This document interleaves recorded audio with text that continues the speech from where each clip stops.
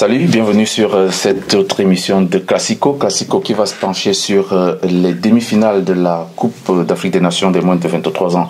On sait que les finalistes sont connus. Le Maroc va affronter l'Égypte samedi prochain du côté de Rabat.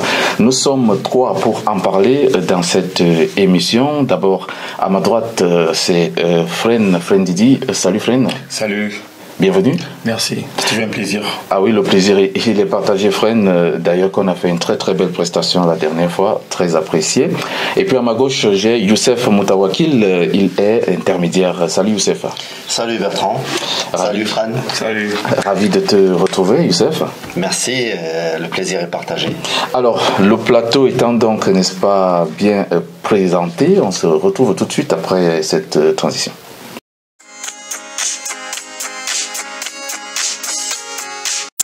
Alors, retour sur ce plateau de Classico qui va donc essayer d'analyser les faits de jeu de ces deux demi-finales. On va commencer par le match qui a attiré un peu plus d'attention, c'est le match du Maroc face au Mali. 2 buts partout, 1 but partout temps additionnel, 2 buts partout après la prolongation et l'équipe du Maroc s'est qualifiée après les tirs au but.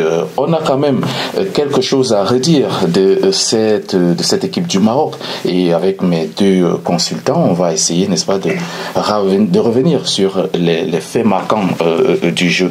Je vais commencer par Youssef. Youssef, vous qui, n'est-ce pas, avez suivi cette équipe du Maroc depuis le début, vous avez remarqué quand même que le Maroc a eu beaucoup de difficultés à se qualifier face à cette équipe du Mali.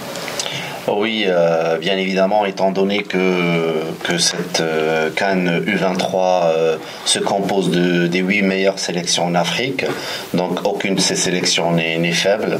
Le niveau, il est pratiquement équilibré entre toutes les nations, sauf que donc il doit y avoir une bonne concentration, une meilleure préparation, une meilleure lecture d'adversaire. C'est le travail aussi des staffs, du coach, de son adjoint. Donc hier, quelques frayeurs, exactement. Nous avons vécu une soirée difficile, un match très compliqué face au Mali. L'entame du match était bénéfique pour le Maroc qui a marqué dès le début du match un but par une très magnifique combinaison entre les joueurs. Un magnifique triangle et un but du joueur Zakaria Wahdi. Donc voilà, donc on se disait que peut-être le Maroc a bien entamé le match, qu'il a bien géré et tout, mais beaucoup d'occasions ratées en première mi-temps. Au début de la deuxième mi-temps, c'était le Mali qui a dominé. Donc, beaucoup de frayeurs, le public qui n'arrêtait pas de soutenir la sélection, mais il y avait en face une équipe du Mali qui a peut-être su se rattraper grâce aussi au coaching de son entraîneur. Et ils ont pu marquer le but d'égalisation à la 66e minute, ce qui leur a donné aussi beaucoup de courage. Pour le Maroc, c'était difficile de recevoir un but à la 66e minute, sachant que tu domines toute la première mi-temps. Donc la deuxième mi-temps, c'était pratiquement malienne. Il y avait une légère domination malienne, d'accord. Donc après, c'est les prolongations, c'est le stress. Donc aussi, j'ai écouté quelques journalistes sportifs à la radio, en regardant la télé, donc en voyant, donc il y avait beaucoup de stress, côté public marocain. Ensuite, par chance, donc il y avait aussi pour le coach Issam Charahi, je pense que les changements étaient un peu tardifs. Donc c'était pratiquement l'avis de tout le monde. Donc les changements étaient un peu tardifs. Après, tu peines, tu n'arrives pas à marquer le deuxième but. Ce n'est qu'aux prolongations que tu marques. Et tu n'arrives pas à le conserver exactement. Donc une fois le Maroc marquait un but, et on voyait un manque de concentration des joueurs. Donc je pense que la défense doit revoir quelques points, donc quelques lacunes en défense qui doivent être corrigées, surtout lors de la finale. Les tirs au but, bon, c'est des tirs de chance. Ça a apporté chance au Maroc. Donc bravo à l'équipe du Mali aussi, qui a fait un bon parcours et qui va sûrement être un adversaire difficile pour la Guinée pour le gain de la 3e place. Fran, revenons un peu sur cette équipe du Mali qui a créé beaucoup de difficultés au Maroc. Le Maroc qui a démarré tambour battant cette compétition avec le plus lourd score de la compétition, 5-1, c'était face au Ghana. On sait que la force de cette équipe marocaine, c'est l'attaque. Et lorsqu'on a vu la première mi-temps malienne, toi qui as observé cette rencontre, est-ce que le Mali a beaucoup respecté son adversaire lors de la première mi-temps? Parce qu'on les a vus totalement tétanisés. Ouais, il faut dire que le football marocain était basé sur l'offensif et logiquement les Maliens sont venus avec un peu plus de tactique afin de maîtriser certaines tactiques, c'est-à-dire défendre le mieux. En première mi-temps, les Maliens n'étaient pas réellement dans le vif du sujet. Voilà pourquoi les Marocains ils ont poussé. Mais je pense que les Marocains, en première mi-temps, ils auraient pu tuer le match, mais malheureusement, ça n'a pas été fait. À chaque fois que les joueurs marocains marquaient, les joueurs maliens répondaient.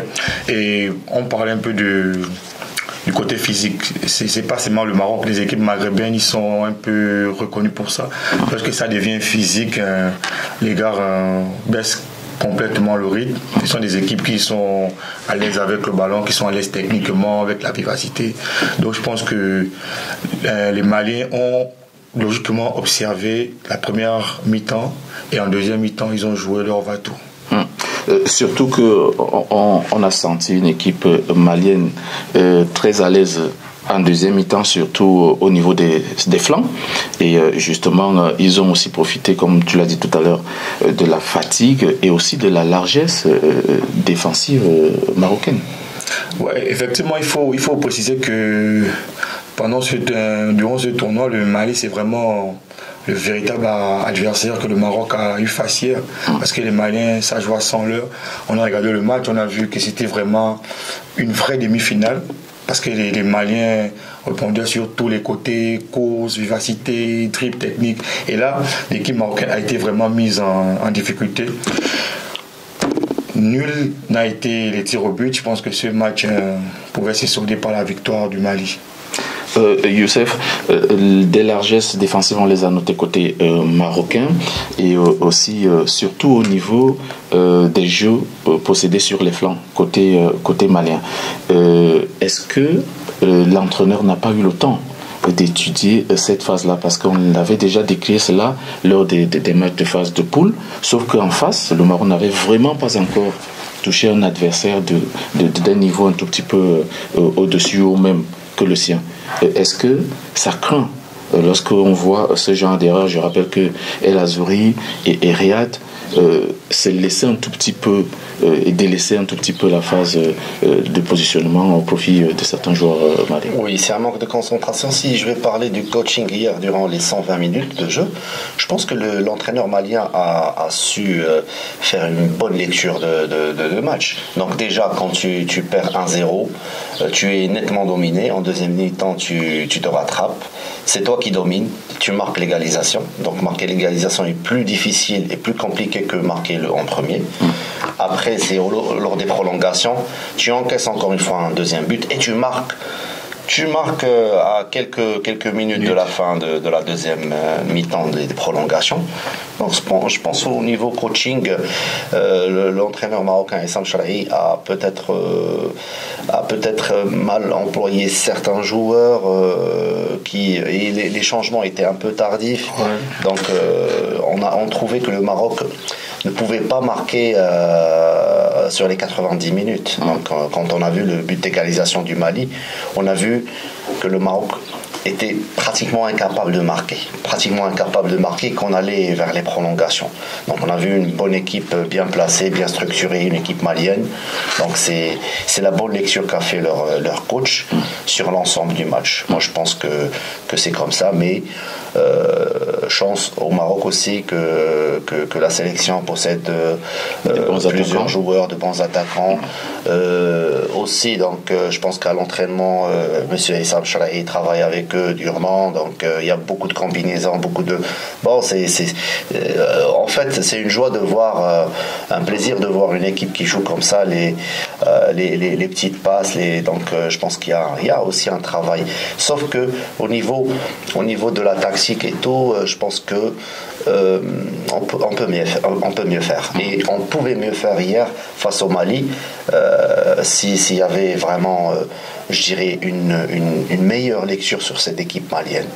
Revenons sur ce but marocain, le tout premier. Une phase très très développée dans les centres de formation, c'était à la barcelonaise. Le ballon part du gardien de but, une combinaison avec les arrières centraux, et puis hop, le Maroc jouait d'abord dans son camp parce que toute l'équipe malienne était catégoriquement repliée dans son camp. Observation, et une fois que cette équipe entrait dans le camp malien, c'est allé très vite en une touche. Tac, tac, tac, et puis ce but. Comment on peut analyser une action pareille? On sait quand même qu'on a des joueurs comme Abdé qui joue au FC Barcelone, Canos et autres. Comment on peut analyser une nation pareille, vraiment une nation d'école? C'est la bonne formation des joueurs qui comprennent déjà donc ce que leur dit l'entraîneur, parce qu'il y en a des joueurs, si tu prends un joueur en amateur, il saura difficilement comprendre le langage de l'entraîneur. Parfois c'est des langages un peu techniques, voilà, combinaison, donc il doit comprendre. C'est des joueurs qui comprennent ça, malgré parfois il y a des différences de langage. Si tu prends Zelzouli, il parle juste un peu arabe, pas trop, et il parle beaucoup espagnol, donc il parle pas français. Tu prends Khenous, il parle français, il parle pas arabe. Donc c'est des combinaisons qui se travaillent déjà dans les centres de formation, qui se travaillent aussi avec la sélection du Maroc, parce que ces combinaisons-là, si tu prends ces joueurs-là, c'est qu'ils les ont fait lors des entraînements et qu'ils l'ont discuté aussi avec le coach. Donc c'est un plaisir de voir ce genre de jeu dans le continent africain, parce que ce jeu, bon, on le voyait peut-être en Allemagne, on le voyait peut-être avec l'Italie, avec le Brésil, ces combinaisons-là, avec l'Espagne aussi. Donc si on le voit aussi avec le football africain, je pense que c'est une bonne chose.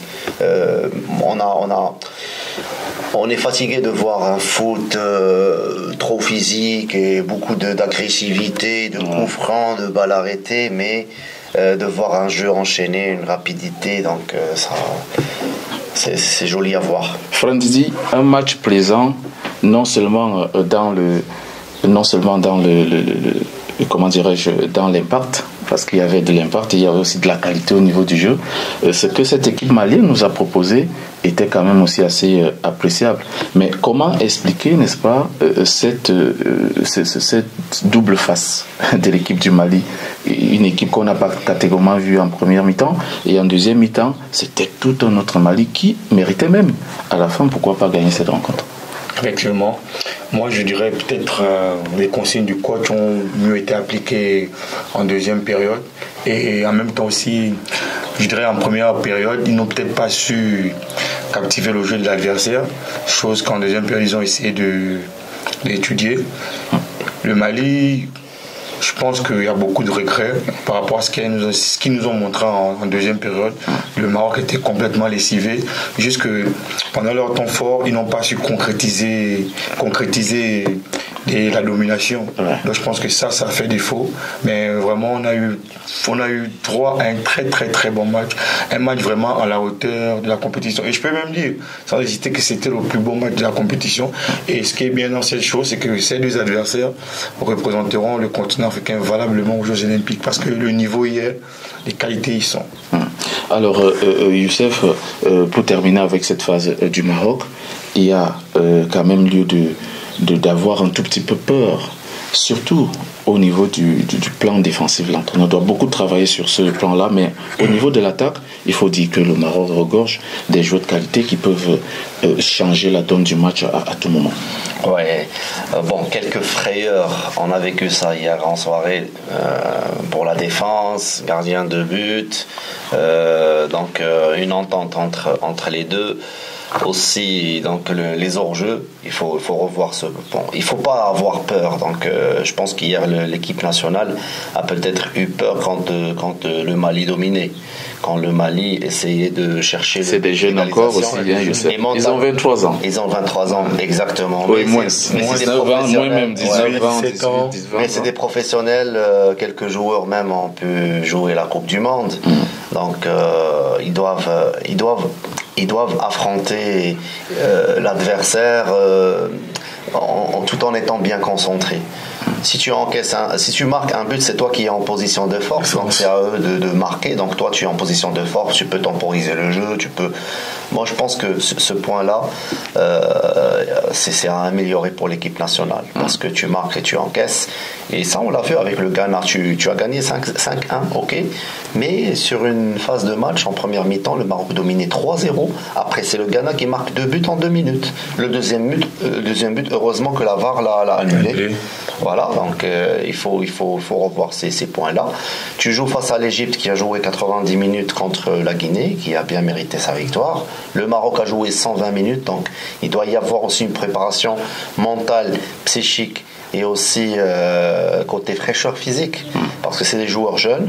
Après 3 jours, ils vont se voir jouer la finale. Ils ont joué 120 minutes contre l'Égypte qui a joué 90 minutes, donc c'est 30 minutes de différence si on parle d'une durée de 72 heures. Je pense que c'est récupérable, sauf que doit y avoir une meilleure préparation, je pense, parce que c'est la finale. Mais l'objectif a été fait, c'est la qualification aux Jeux Olympiques. Le Maroc, c'était son premier objectif, c'est la qualification. Deuxième objectif, c'est de rester à Rabat et de remporter la CAN 2023. Alors, belle transition déjà, puisque tu nous amènes directement vers l'Égypte. On va donc aborder le sujet de ce match Égypte-Guinée. Un match aussi très très plaisant, mais avec un équilibre au niveau du jeu de la part des deux équipes, sauf qu'en face il y avait une équipe qui proposait des solutions assez défensives qui est l'Égypte, et puis l'équipe de Guinée qui avait l'emprise sur le jeu avec voilà, je vais me diriger vers Didi. On a quand même vu l'équipe de Guinée mettre en difficulté les Égyptiens. Il a juste manqué un petit truc là pour c'était ce but. Ouais, déjà le match Guinée-Égypte était un match très très équilibré. Il n'y a pas eu une domination de l'Égypte, une domination de la Guinée. C'était un très match très équilibré. Petit fait de jeu, que c'est l'Égypte qui remporte le match. Et qui marque très tôt à la 8e minute. Qui marque très tôt. Et ça, c'est souvent un peu difficile quand on te marque tôt comme ça de ressortir, égaliser. Et surtout que défensivement, l'Égypte était là et avec un très très très bon gardien. Donc c'était pas facile. C'est vrai que les Guinéens, ils ont essayé, ils ont développé plusieurs techniques, mais en vain. Une question, si je vous interromps. Est-ce que l'Égypte n'a pas encaissé de but Non. Cette CAN? Non, aucun but encaissé. Si on parle exactement, ils ont fait match nul face au Niger. 0-0. Voilà, donc ils ont gagné le Gabon et le Mali. Donc pas de but encaissé. Non, ils ont une solidité défensive qui fait en sorte qu'elle puisse avoir la meilleure défense du tournoi. Et contre le Maroc, ce serait un très grand match parce que tu as le Maroc qui est offensif, tu as l'Égypte qui est défensif. Donc on va voir ce que ça va donner. Justement, cette opposition Égypte-Guinée, c'était quand même aussi, je le revais la dernière fois, tu as une ligne défensive complètement composée des joueurs qui jouent tous dans le même club. Parce que Mohamed, qui est arrière gauche, joue à Zamalek. Abdelmagid joue à Zamalek, il est défenseur central. Mohamed Tarek joue à Zamalek, défenseur central. Ça peut quand même aussi jouer sur la confiance, c'est-à-dire avoir des joueurs qui, tout le temps, chaque semaine, jouent ensemble en championnat et qui viennent en compétition essayer de rééditer cela.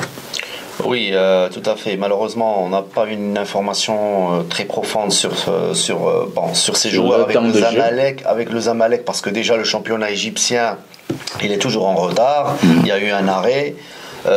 C'était pas. Et sur le temps de jeu aussi avec. Sur le temps de jeu, exactement. Même le Zamalek. Pour la Ligue des Champions, donc la Coupe d'Afrique. Mais je pense, Youssef, sans couper, que l'Égypte a un championnat de cette catégorie-là, c'est-à-dire un championnat réserve. Oui. Peut-être que s'il ne joue pas en équipe première, peut-être qu'il joue en équipe réserve. Possible, exactement. Donc on voit de bons résultats défensifs. Si tu prends ces joueurs de Zamalek, donc automatiquement s'ils jouent avec les U23 et que l'équipe n'a pas encaissé de but sur 4 matchs, donc je pense chapeau, c'est une équipe solide défensivement, c'est une équipe qui marque pas beaucoup de buts. Exactement. Mais qui assure en défense, donc face au Maroc qui marque beaucoup de buts mais qui encaisse et qui fait quelques lacunes en défense. Moi je pense que c'est un derby, bon, même si l'Égypte c'est pas le Maghreb arabe, mais c'est le football nord-africain, c'est pratiquement le même style de jeu, c'est un derby. Je pense que maintenant c'est fini la bête noire, parce que le Maroc était toujours la bête noire de l'Égypte depuis plusieurs années. Maintenant parfois c'est la victoire du Maroc, parfois c'est l'Égypte. Nous allons assister à une très très belle finale.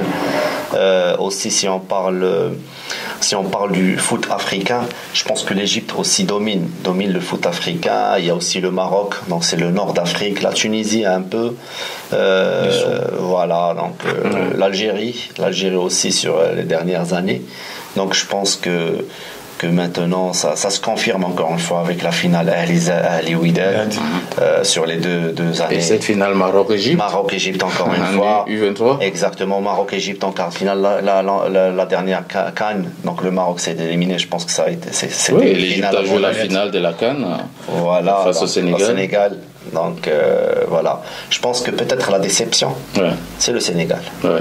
La déception, c'est le Sénégal parce que je pense qu'ils ont beaucoup de joueurs de qualité, avec les U23 aussi. Tout à fait. Donc, dans beaucoup de clubs européens d'ailleurs. Exactement, qui pouvaient même jouer cette CAN et être parmi les favoris de cette CAN. Alors, cette équipe égyptienne, Didi, on l'a dit, n'est pas très performante côté attaque, mais en défense, elle est solide. On a d'ailleurs vu que le ratio des buts marqués est très très réduit par rapport à l'équipe marocaine. Et on a aussi remarqué cela hier face à la Guinée, but à la 8e minute et on a fermé. Voilà. Est-ce que c'était une tactique qui peut, n'est-ce pas, rassurer, selon toi?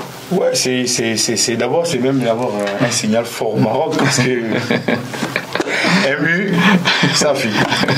C'est une tactique qui marche à tous les coups. Ouais. Tu mets un but, tu fermes et jusqu'à présent ça a réussi à l'Égypte. Donc je pense qu'ils vont insister dans ça. Et maintenant, par rapport à toutes les qualités offensives marocaines, des joueurs marocains, on va voir que ça va donner. Est-ce qu'ils vont réussir à déverrouiller ce verrou? Est-ce qu'ils vont donner à l'Égypte leur premier but? Comment ça va se passer? Parce que, je vous assure, l'Égypte en défense est solide avec le trio du Zamalek. Et avec un très très bon gardien aussi. Il faut signaler ça, l'Égypte a un très très bon gardien. Ouais. Allah, il joue à Al-Ali, il est gardien remplaçant à Al-Ali. L'invité de la conférence de presse hier, c'est lui qui a parlé. Voilà.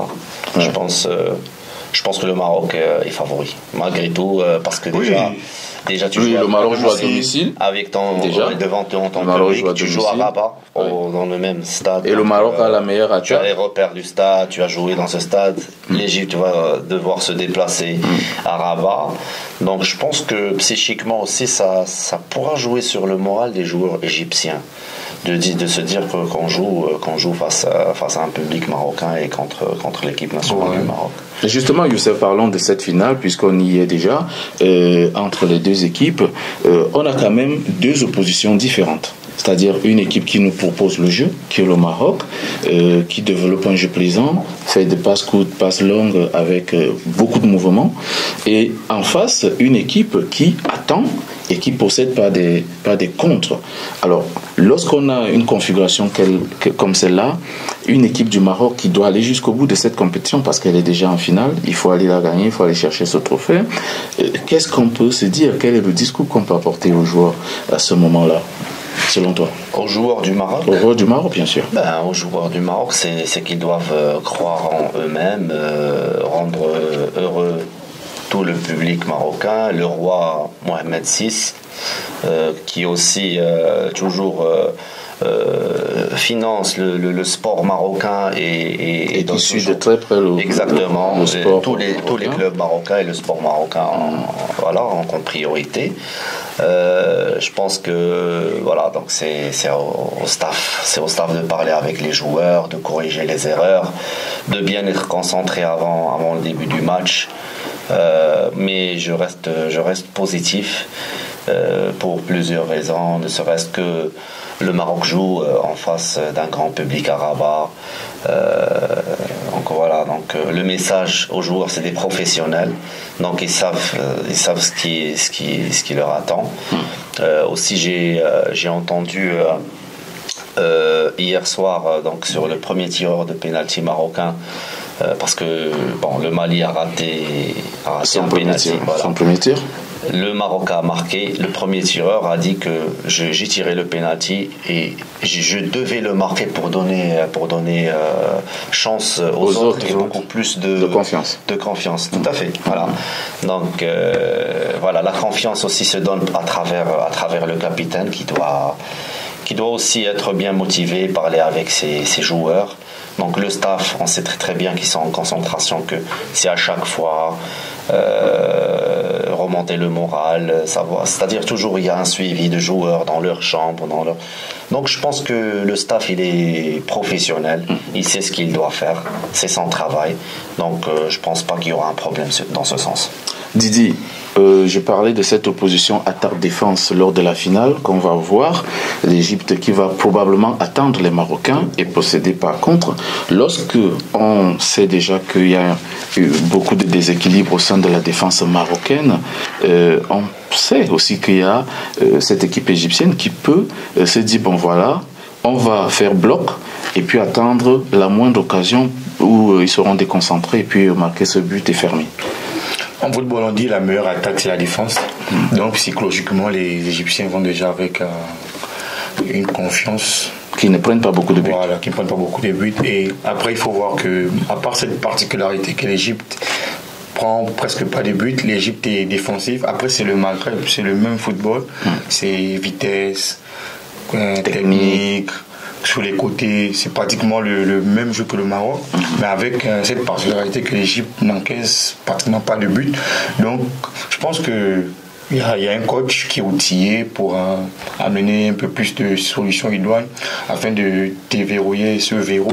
Je pense que c'est des professionnels, comme disait Youssef. Ils vont aller chacun avec son facteur de chance.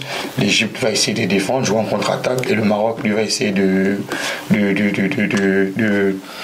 un peu plus alerté par l'arrière et à tous les coups déverrouiller la défense égyptienne. Et on pense quand même aussi que le Maroc va tout faire pour tuer ce match avant, parce qu'on sent une équipe marocaine qui se fatigue un tout petit peu vite, qui a du mal à terminer ses rencontres. On l'a vu face à l'équipe du Mali. Donc il va falloir tuer ce match dès l'entame ou avant les 90 minutes. Logiquement, très tôt, dès la première mi-temps, il faudrait déjà que le Maroc puisse marquer pour se mettre à l'abri de la peur, parce qu'on a vu contre le Mali, ils ont dominé la première mi-temps sans réellement concrétiser. En première mi-temps, il peut avoir 2-3 buts, et là, l'adversaire, qu'est-ce qu'il fait? Il baisse les bras. Donc, ce que je souhaite au Maroc, c'est de marquer au moins 2 buts dans les 30 premières minutes, et en deuxième mi-temps, gérer et être solide défensivement, parce que c'est ça le véritable problème du Maroc. Et ça peut se faire. Il doit y avoir juste une bonne préparation, une bonne lecture de jeu de l'adversaire. C'est très important. La lecture de jeu, savoir les points faibles, les points forts de l'équipe égyptienne avant le début du match. Parler avec ses joueurs et bien préparer ce match. C'est le plus important. Tu ne peux pas jouer contre un adversaire sans savoir ses points forts et faibles. Donc je pense que c'est le travail du coach qui va bien préparer ça, en parler avec ses joueurs. Et puis après, donc hier sur une interview avec Zelzoli, on lui a posé la question: est-ce que tu connais cette équipe égyptienne? Il a dit non, en fait je connais pas cette équipe égyptienne et tout, mais on est prêt à les affronter et on va les gagner. Donc c'est ce qu'il a dit. Donc les joueurs ils savent pas C'est-à-dire, bon, c'est une préparation match par match. On ne peut pas donner une présentation sur l'équipe égyptienne alors que je prépare le match contre le Mali. Oui. Mais je pense que c'est ce qui va être fait sur les 3 jours avant la préparation du match, c'est de voir les vidéos de l'équipe égyptienne, de voir les points forts, points faibles. Et même si l'équipe égyptienne n'a pas encaissé de buts sur les 4 matchs, ils peuvent encaisser quelques buts en finale. Ça ne veut rien dire. Tous les matchs ne se ressemblent pas. Donc, chaque match a sa saveur. Voilà donc qui est dit. Je pense qu'on a fait le tour de ces 2 rencontres de demi-finale de la Coupe d'Afrique des Nations des moins de 23 ans. On a donc l'affiche de la finale Maroc-Égypte, ça sera samedi prochain, et la petite finale va opposer la Guinée au Mali. Un mot sur ce match de petite finale, Youssef? Guinée-Mali, les deux équipes ont joué contre le Maroc. C'était très compliqué, c'était les matchs les plus difficiles. Moi, je dirais le plus compliqué, c'était le match contre le Mali. Hier, 120 minutes de jeu, les tirs au but a donné satisfaction au Maroc. La Guinée aussi, c'est une bonne équipe. C'est une bonne équipe. Je pense qu'ils ont mérité aussi d'être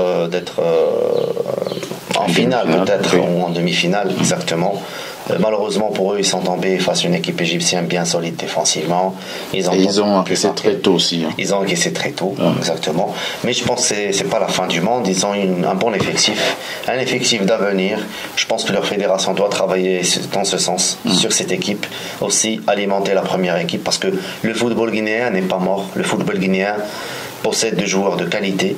Il faut juste continuer à travailler, essayer de donner le maximum pour cette équipe afin que les joueurs donnent satisfaction. Didi, cette équipe guinéenne va donc jouer le Mali. La Guinée quand même qui monte d'un cran sur l'échiquier de football continental. On voit le travail qui est en train d'abattre la fédération en ce moment. La détection est aussi de mise de ce côté-là. On a vu des joueurs qui jouent hors serre comme Camara, celui de l'Olympiakos Komba, l'attaquant, ou encore Atomito Sangres Camara. Il y a un autre Camara qui est du côté de Oroya, sur place au pays. Un mixage de joueurs de Legend, Amarby en Suède et tout.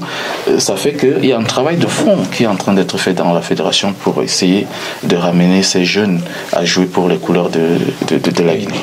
Effectivement, la Guinée, ils ont une bonne réserve parce qu'avec la qualité de ces joueurs U23, je pense que l'équipe première sera renforcée. Et pour paraphraser Youssef, les matchs ne se ressemblent pas. Mali-Guinée, on va assister à un remake du premier tour.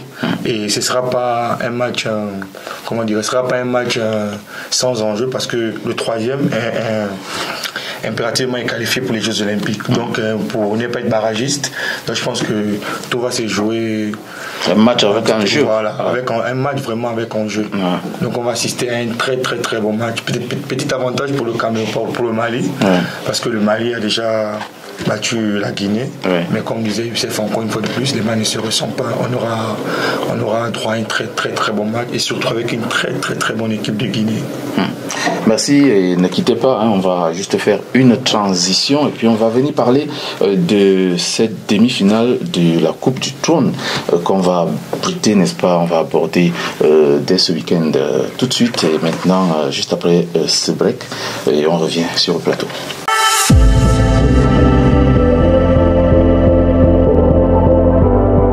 Alors, retour sur ce plateau de Classico, on va donc aborder le sujet de la Coupe du Trône du Maroc avec ces 2 derbys de ce week-end. Le FUS de Rabat va affronter Berkane, Renaissance Berkane. C'est un match extrêmement important à regarder et le grand derby va donc opposer le Raja de Casablanca au Wydad Athletic Club de Casablanca. On va essayer en 10 minutes, voire plus, de parler de ces 2 matchs et de donner un peu des chances des unes et des autres équipes. Tout en commençant par Youssef.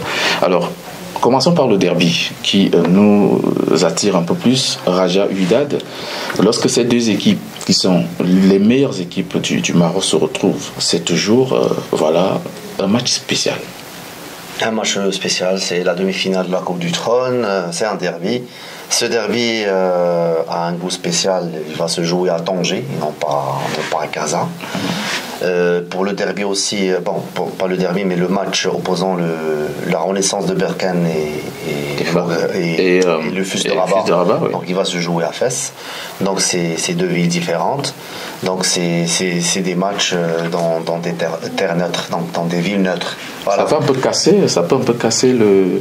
Non, ça se joue sur un seul match, donc il n'y a pas aller-retour, ça se joue sur un seul match, des prolongations possibles et des pénaltys à la fin si jamais ça se termine avec un match nul. Donc je pense que ça va être un match à voir. C'est vrai que c'est la fin de la saison, les joueurs sont fatigués. Le Wydad a raté sa finale face à l'Ahli, puis après le championnat, ils n'ont pas baissé, ils ont essayé, donc ils ont fait le maximum et remporté les derniers matchs. Mais la Botola, c'est le phare qui l'a gagné, donc le WAC et le Raja ont uniquement une seule chance cette saison pour sauver la saison, c'est de remporter la Coupe du Trône. Même si on peut se dire logiquement que le WAC part légèrement favori. Mais dans le football, personne n'est favori en vrai sens du terme parce que c'est une demi-finale. Donc parlons des effectifs. Exactement. Le Raja qui a perdu beaucoup de points après la défaite contre l'Ahli au quart de finale de la Ligue des Champions. Donc le Raja qui a trébuché, qui a perdu des matchs à domicile, à l'extérieur, qui a fait des matchs nuls. Aussi des joueurs qui ne jouent plus, des joueurs qui sont partis comme le joueur Raouf, l'ex-joueur de l'Espérance et l'Algérien de l'Espérance et de l'MCA et l'USMA. Donc je pense que ça va être un match difficile des deux côtés, mais ça va me surprendre si je vois un bon rythme dans ce match parce que c'est la fin de la saison. Les joueurs sont fatigués. Il y a même quelques joueurs qui ont pris un congé de 3-4 jours, je pense. Des joueurs du Wydad, de Raja. C'est un peu compliqué. Donc ils reviennent aux entraînements cette semaine pour préparer la demi-finale. Ça va être un peu dur pour ces joueurs, mais nous allons assister à un bon spectacle, Inch'Allah. Alors Didi, une finale avant la lettre, ce match Raja-Wydad, et un match assez particulier parce que cette saison, il y a une équipe qui a brillé en championnat, qui a même raté le titre d'un cheveu, et une autre qui pratiquement a raté sa saison, qui certainement aura une revanche à faire, qui est le Raja. On aura affaire à un très très gros match. On aura un Wydad revanchard. Wydad qui perd la finale de la Champions League pratiquement un quart d'heure de la fin.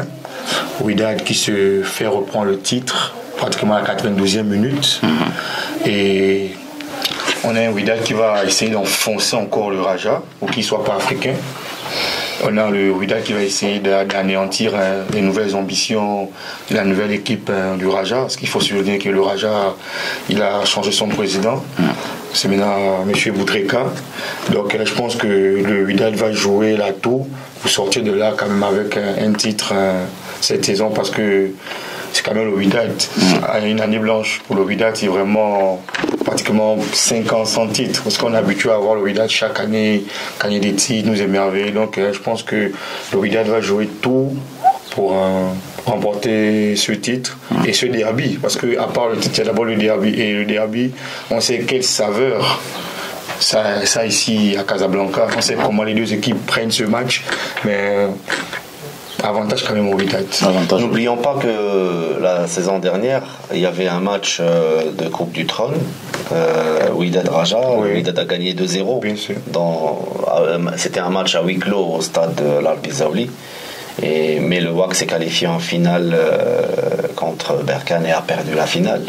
Donc cette fois-ci, je pense que le Wydad a pour objectif de remporter ce derby et la Coupe du Trône. Mais attention, il y a le Raja.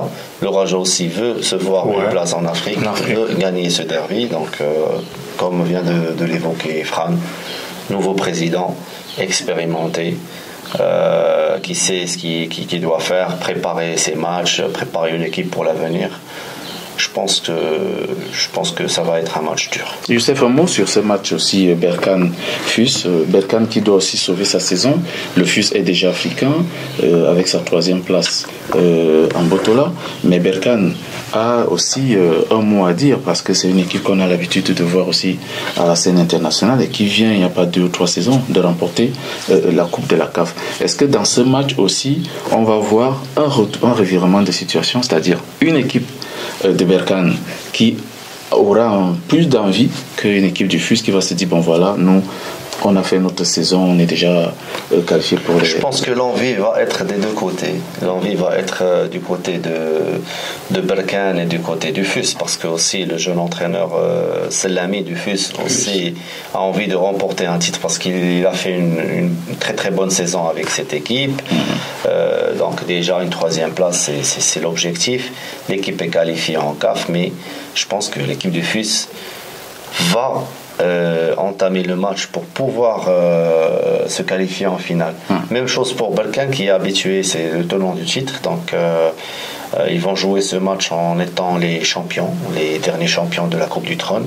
C'est une coupe précieuse, c'est une coupe aussi du Palais Royal, donc voilà, n'importe quelle équipe va vouloir remporter ce titre parce que au Maroc il y a le championnat, la Botola, il y a aussi la Coupe du Trône qui a sa valeur.